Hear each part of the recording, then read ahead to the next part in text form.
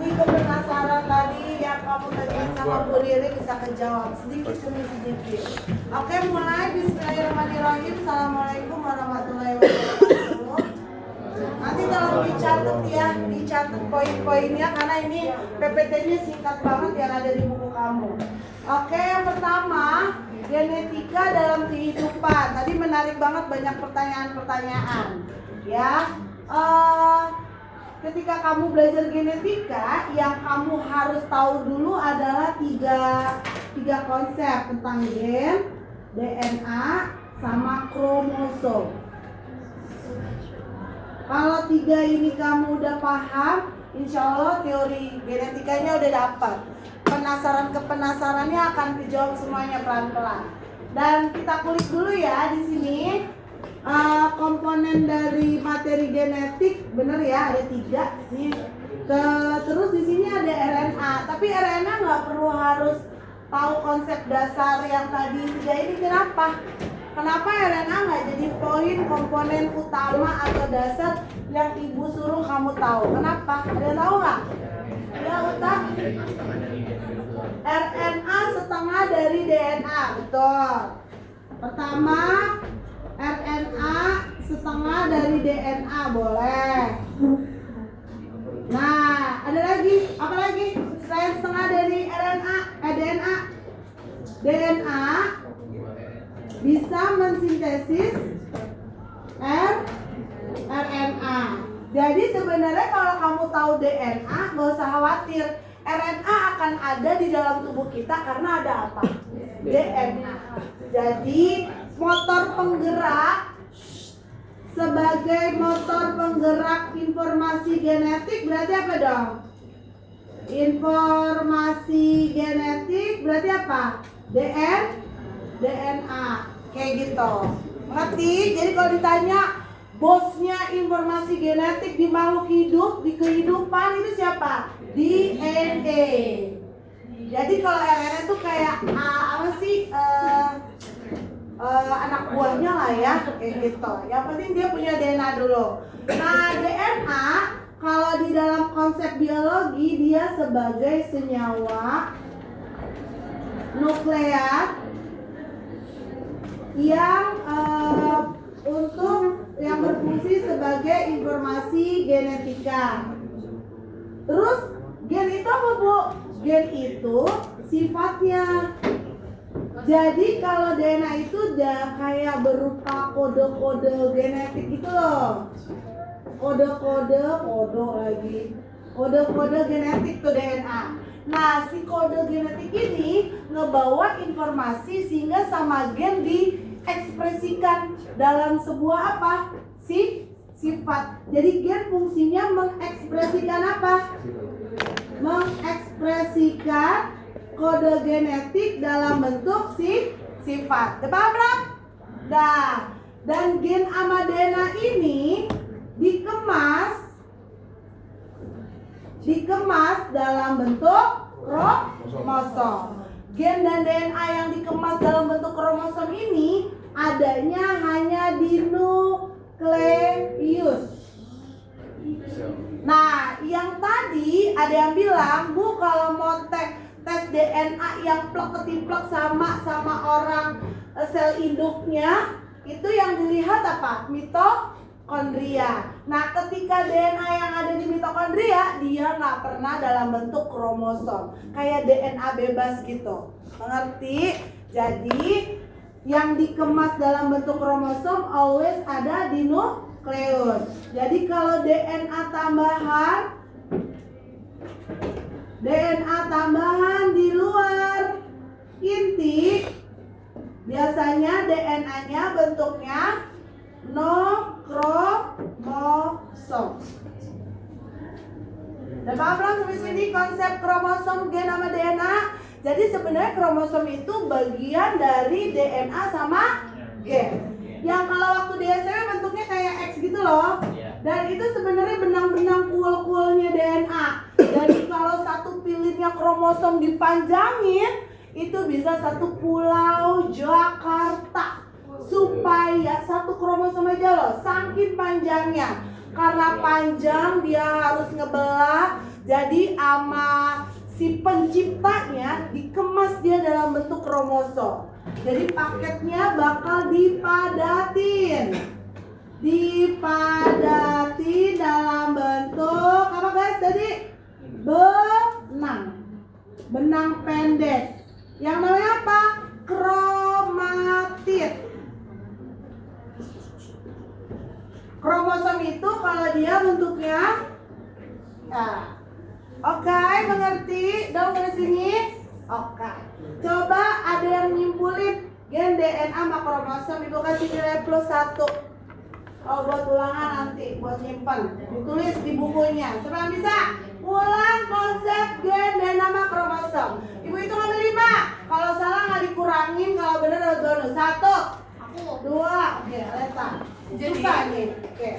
Yang tadi yang habis Ibu jelasin, kan kalau misalnya sifat-sifat itu dia adanya di gen. Jadi gen itu dia nge-ekspresiin kode genetik dalam bentuk sifat. Nah, si gen itu tuh ada di DNA. Koreksi ya kalau salah. Nah, jadi tapi DNA ini ada dua, ada yang di dalam nukleus sama di luar. Kalau misalnya di dalam nukleus itu yang di sel itu dia DNA-nya dalam bentuk kromosom. Kalau misalnya DNA bebas itu di luar sel, karena kromosom itu tuh kayak pokoknya DNA kita dipilih-pilih gitu kita jadi kromosom. +1 ditulis. Oke, kirain +100. Kan kalau kamu nilai 70 jadi 80, nilai kamu 90 jadi 100. Oh iya benar. Terus apa +1 +10 dong. Aku nggak pelit kok. Bekas 12 dobral. Yang penting pintar. Oke, lanjut. Udah paham ya? Gen, DNA, sama kromosom. Ada yang mau? Ada yang belum paham? Ganteng 1 udah paham belum? Oke, Girin, Rakendra. Oke. Nah, lanjut. Si gen-gen ini nih si gen apa? Sorry lupa. DNA dia bisa melakukan proses replikasi. Maksudnya apa? Reisha. Replikasi DNA maksudnya apa? DNA itu punya 2 sifat. Sifat yang pertama yang tadi nih, DNA bisa mensintesis RNA. Sifat keduanya bisa mereplikasi dirinya sendiri. Kenapa dia mereplikasi? Pakai logika. Ini kan DNA letaknya di luar sel apa di dalam sel? Sel itu akan memperbanyak kan? Ketika memperbanyak dia butuh bahan kromosom yang baru apa enggak? Berarti artinya dia mereplikasi tujuannya buat apa? Memperbanyak dirinya. Nanti tujuannya buat regenerasi monolog. Pakai sederhana. Ngerti nggak Risha? Jadi DNA punya sifat apa pertama? Sama dirinya sendiri. Tujuannya buat apa? Memperbanyak sel. Betul banget. Kayak gitu ya. Kiana ngerti nggak? Iya, regenerasi sel. Kan kalau kita regenerasi membelah jadi 2, jadi 4, dia kan butuh bahan. Kalau kromosomnya habis, nggak diperbanyak, ya percuma gitu. Nah, berarti logikanya kalau kamu misalnya ada proses penyilangan perkawinan, terus kamu dapat sifat-sifat dari nyokap sama bokap, memungkinkan nggak transfer kromosom and transfer DNA ke kamu dari ayah sama ibu? Mungkin, sangat mungkin. Di proses apa yang bisa mungkin terjadi? Fertilisasi.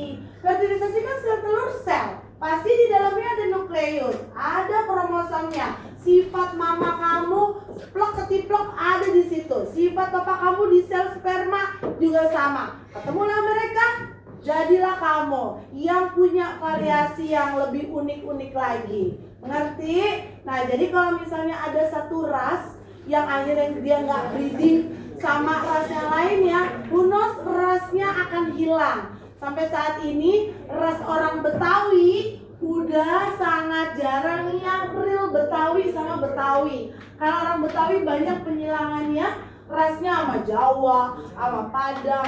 Nggak ada lagi yang mirip kayak yang dulu tuh orang-orang Betawi yang dulu-dulu yang udah meninggal tuh.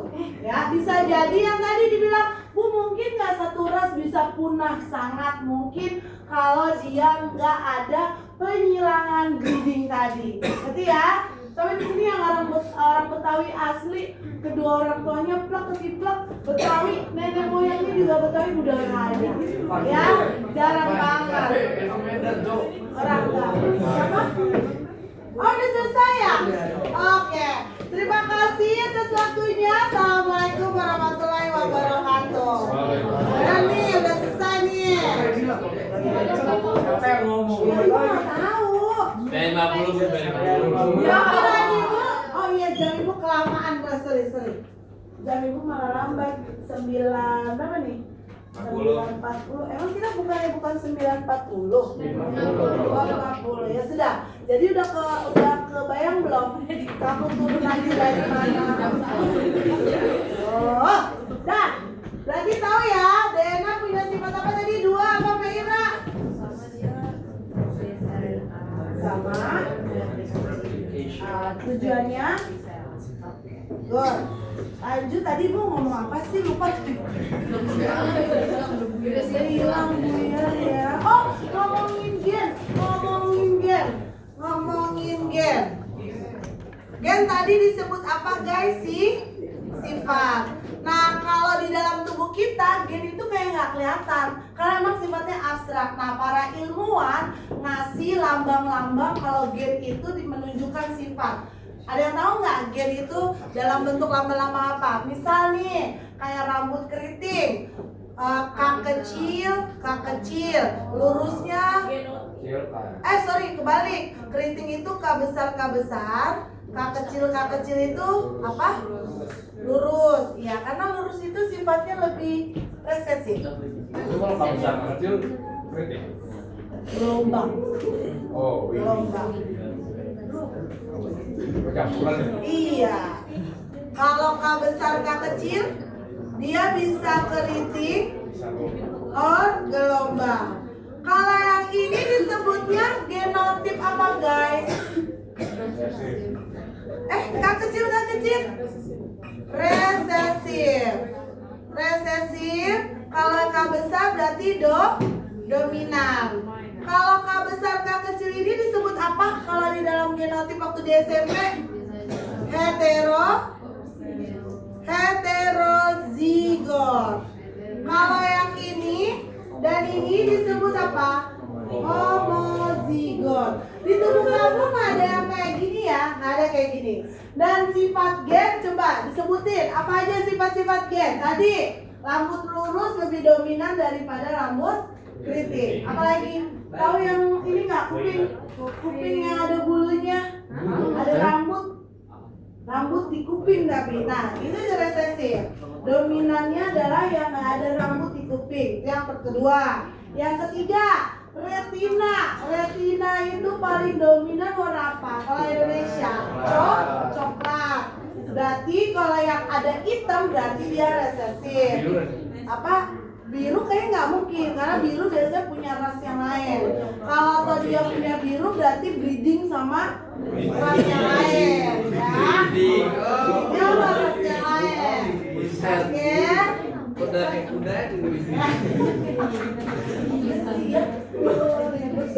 Yang keempat apa lagi ada yang tahu? Oh iya, telinga, tahu nggak telinga? Ya, tuh kayak si Kendra nih yang resesif. Kendra nempel tuh. Dominannya adalah telinganya nggak nempel. Jadi kamu resesif. Satu lagi nih cewek kemarin di kelas A yang nempel banyak kan laki-laki, perempuannya cuma 1. Bener kan hipotesa itu?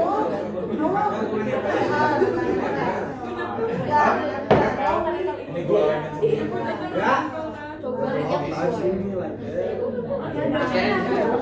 Oh, dia nempel lagi. Berarti dapat 1. Oh, ada 2. Oh, beneran nempel di sini loh. Jadi dia nggak di sini loh. Nggak kelanting-kelanting loh.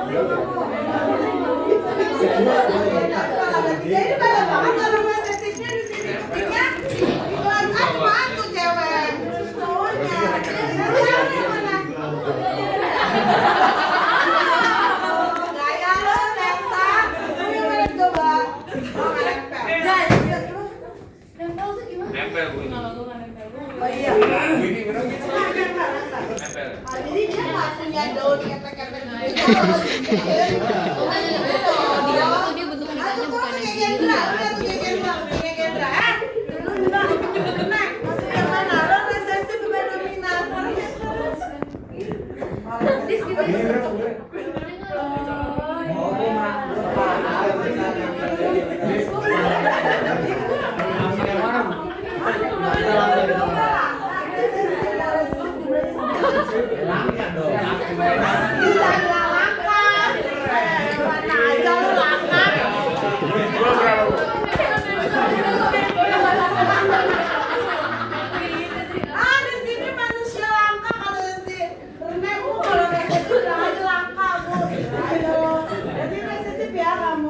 Dominannya ini. Terus yang keempat kemarin, oh iya, kaki yang berbulu sampai ke berbulu. Dominan harusnya berbulu. Kalau yang kaki beda itu udah resesif tuh. Resosis. Kalau cewek beda, kalau yang cowok yang berbulu. Kaki apa betis tuh? Kaki. Oh, paha juga masuk. Kaki ini kaki, terus ini di belakang. Tunjukkan deh. Ini kan Betis. di meja, kamu apa? Ada bulunya? Terus yang belum sama yang sipit, mana yang dominan sama sipit? Yang sipit, dominan kalau dia kalau sipit tuh.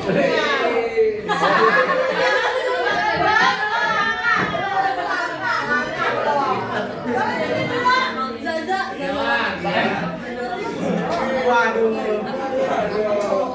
Lo tuh kayak luas gitu loh.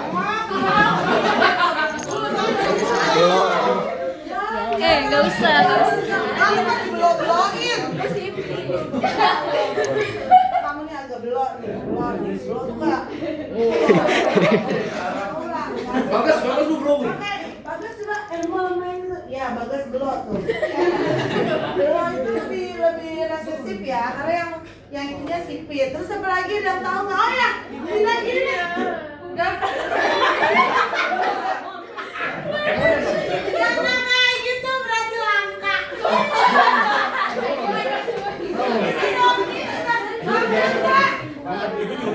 Tuh, orang langka. Ibu, kamu nggak bisa.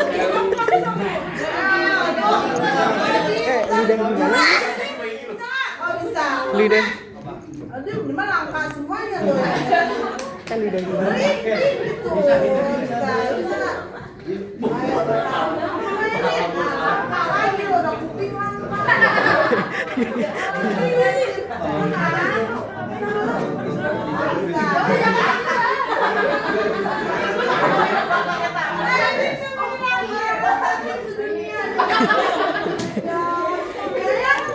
Bikin komunitas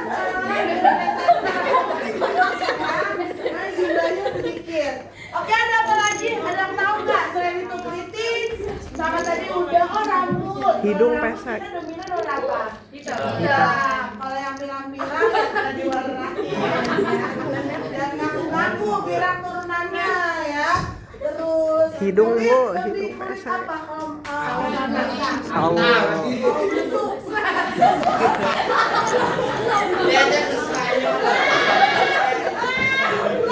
Busuk kalau yang enggak kuning langsat kalau orang Indonesia tuh ya. Ya, apa lagi sih?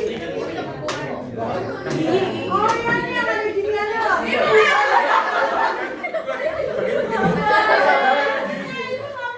Ya justru yang ada gituannya. Ada apa sih? Oh yang ada kayak ininya loh. Gituan loh.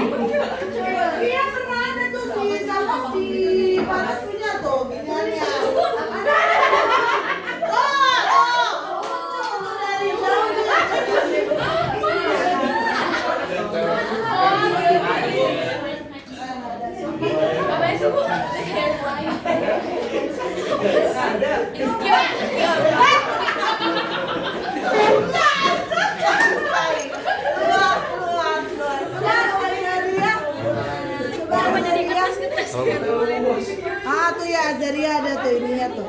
Ada dia. Yang dominannya jadi kayak ada segitiga gitu loh guys.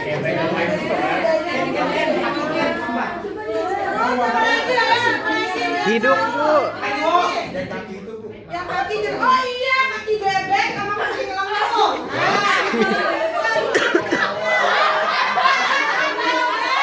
Yang ada lengkungannya bebek,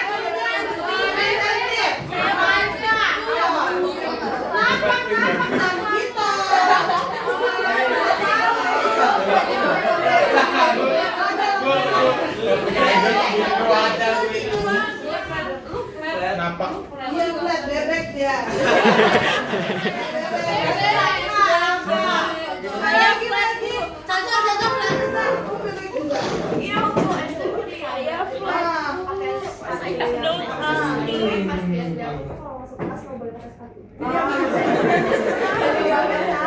nggak bisa kalau di terapi juga nggak bisa, cuman kurangin rasa diri aja. Kamu yang masuk yang mana malah?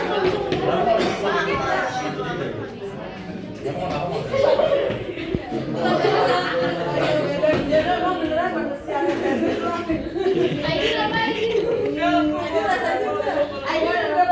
berapa ciri yang Aidi maksudnya matanya biru. matanya bukan biru hijau ya dua maksudnya. Oh. Biasa orang pasti biru. Coba kamu masuk yang plat? Enggak. Ini masuk yang mana? Plat apa yang mau masuk? Aku, Rekendra. Oke, Nanai. Masuk aku. Kiana. Bebek. Oh, kamu yang bebek. Yang bebek yang itu ya, yang resesi. Apa lagi? Bebek. Telapak kaki. Apa? Apa tadi? Regina. Udah, tadi Regina. Bu hidung pesek Bu. Lagi. Ibu hidung. Ada lagi? Ada pasti lah hidung. Kalau kita dari bidang apa? Pesek. Oh ya, tadi menarik si apa? Rosra Aldi. Bu, saya ngantuk ya. Oh ya, lu orang Arab ya? Iya. Tahu nggak Bu ilmiahnya kenapa orang Arab hidungnya mancung? Karena apa Bu? Ya nggak tahu gue. Terus dia kasih alasan ilmiah loh. Kenapa orang Arab semuanya hidungnya mancung tapi lubangnya yang ke bawah gitu loh. Jadi dia kayak gini. Nah, karena area di padang pasir itu panas banget, nggak memungkinkan ketika ada udara yang masuk dan keluar nggak langsung gitu kan, ada yang lubangnya di atas atas. Kalau kebayang di Arab kalau lubangnya di atas itu apa namanya penguapan atau udaranya gampang masuk. Jadi sama Allah dicintai kalau orang Arab tuh mancungnya hidungnya agak ketutup gitu loh. Nah itu versi si Albi. Menurut kamu masuk akal nggak? Sangat masuk akal. Jadi mancungnya orang Arab bukan karena yang lain-lain ya. Ada faktor lingkungan yang akhirnya dia diciptakan kayak gitu. Nah di Indonesia kan agak Asia-Asia gitu kan. Kenapa dia kayak hidungnya yang nggak mancung banget, terus nggak pesek banget? Kenapa? Berarti kaitannya sama letak geografis kita yang yang hasilnya si hidungnya menyesuaikan dengan lingkungannya itu ya. Berarti kemarin tadi ada pertanyaan, Bu kenapa sih di tiap daerah orang beda-beda? Nah berarti orang yang bervariasi itu dipengaruhi sama apa? Lingkungannya. Munas kita nggak bisa tinggi karena kita hutannya banyak. Kalau kita tinggi-tinggi dia nyangkut dong.